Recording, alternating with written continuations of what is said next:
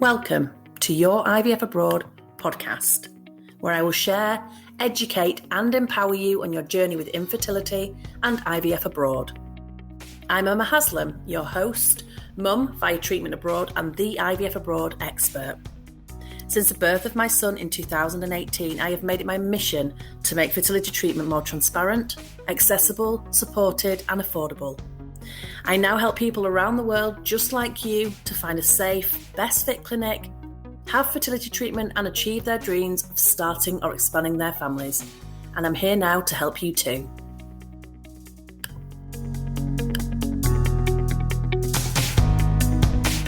Hello, it's Emma Haslam here, back for another episode of the podcast. And today I'm going to talk to you about the importance of destination on your fertility journey abroad.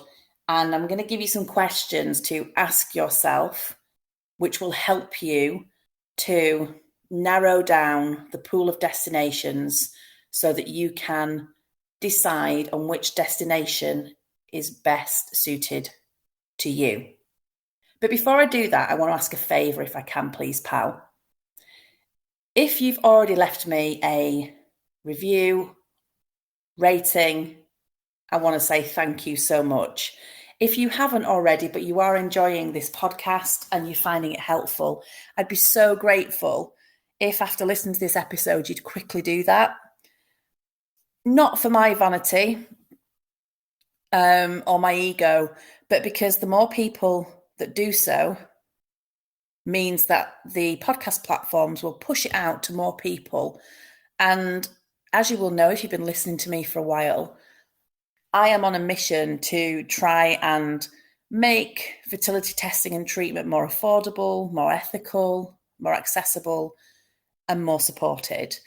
And I want more people to know about this podcast. It's a free resource and it's a tool that I think could be so helpful to people, but only if they know about it. And that's the way it works with podcasts. So if you could do that, I'd be dead grateful.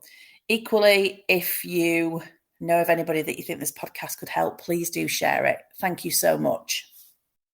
So, on to today's episode.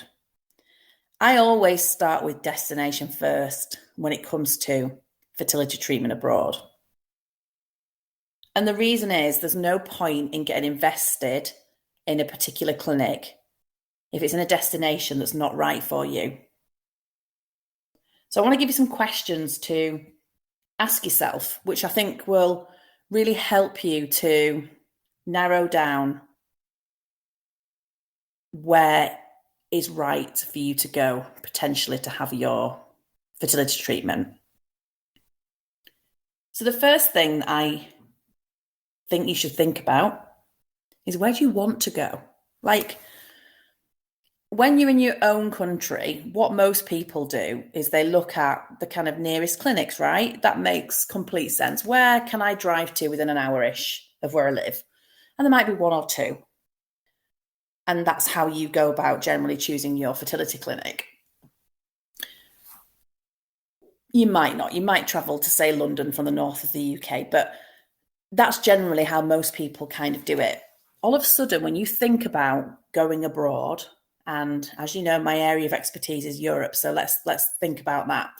Europe is a huge, huge continent. So all of a sudden it can feel a bit overwhelming thinking about a destination within Europe, because it's like, well, yeah, but where am I going to go? And it's huge. But bear with me, because I promise that this should help. So in Europe, where do you want to go? Or if you're not having fertility treatment in Europe, where do you want to go? There will be countries that appeal to you and countries that don't appeal to you. And write a list. And then also write a list of where you don't want to go and stick to it. You know, there's plenty of places to go at. So if there's somewhere you don't want to be, let's not put you in a place where you don't want to be, because you're going to be going through a really difficult time. You're going to be at the clinic a handful of times and have lots of spare time to hopefully enjoy being away. So let's not go somewhere that you don't want to be, because there's absolutely no need. And I feel getting your destination right is so important for that overall experience that you're going to have. So that's the first question. The second thing to ask is, can I go to the destination or destinations I'm looking at and have treatment? And the reason I say this is because in certain countries, certain groups of people are not able by law to have treatment. Sadly, ridiculous. I mean, let's not get me started on that. I did enough ranting about accessibility in my last episode, along with a bit of angry crying, I think, from memory. But yeah, it's just the way that it is. And you don't want to get excited about going to a particular country if actually, in fact, you can't have treatment there. Examples of this might be that you are too old for that particular country. You might be in a same-sex couple and they don't treat same-sex couples. They might be somewhere that, for example, if you were looking for egg donation and you were Black, you wouldn't pick perhaps to go to a Scandinavian country for egg donation, because the likelihood of finding a Black egg donor in Scandinavia would be very small and you would be stuck on a waiting list. So that perhaps wouldn't work. So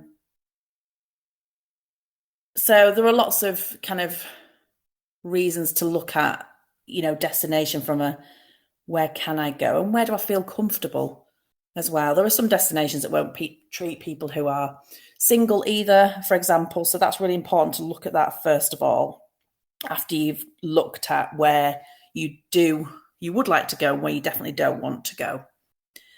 The other thing to think about is perhaps the cost of living as well when you're looking at different countries. So I mentioned Scandinavia. Scandinavian countries are very expensive when you get there in terms of cost of living. So, perhaps that may help rule in or rule out certain places when you're thinking about where to go.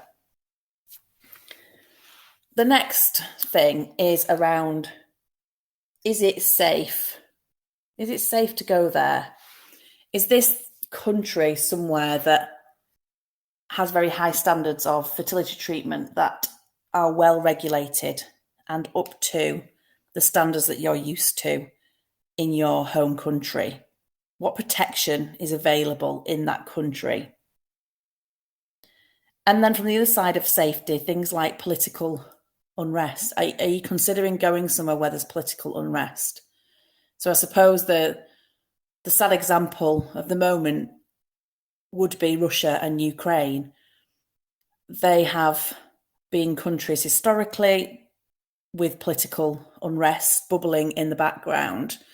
And so something to consider when looking at where you're choosing to go and have fertility treatment, so that you're not perhaps stuck in a sad situation that lots of people who were due to have their fertility treatment in those countries are now experiencing,